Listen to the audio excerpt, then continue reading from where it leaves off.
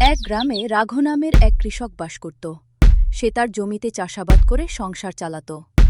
প্রতিদিনের মতো রাঘু জমিতে কাজ করে। দুপুর হলে সে তার দুপুরের কাঠফাটা প্রচণ্ড রোদ। রাঘু ক্লান্ত শরীর নিয়ে আস্তে আস্তে বাড়িতে চলে আসে। বাড়িতে এসে বলতে লাগে, কই গো গিন্নি, তোমার রান্না শেষ হলো? কত বেলা হয়ে গেছে, প্রচণ্ড ক্ষুধা লেগেছে। তাড়াতাড়ি খাবারের ব্যবস্থা করো, আমার যে আর সই। এই তো আমি উনুনের ধারে বসে আছি।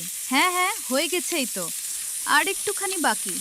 তুমি হাত মুখ ধুয়ে এসে বিশ্রাম নাও, আমি এখনই খাবারের ব্যবস্থা করে দিচ্ছি। খাওয়া দাওয়া শেষ করে রাঘু তার বউকে বলতে লাগল, তোমার ছেলে কোথায়? বাড়িতে দেখছি না যে তাকে। তোমার জন্য ছেলেটা এত বার বেড়েছে, সারাদিন খালি খায় আর টোটো করে ঘুরে বেড়ায়। সব হয়েছে তোমার আহ্লাদ পেয়ে। আমি তো তাকে কতবার করে বুঝিয়ে বলেছি বাবার সাথে মাঠে গিয়ে সাহায্য করতে। কে শুনে কার কথা, সে বলে লেখাপড়া করে এখন মাঠের কাজ করবে না। দাঁড়াও, তোমার ছেলে আজকে আসুক বাড়িতে, তারপর বুঝাচ্ছি ওকে।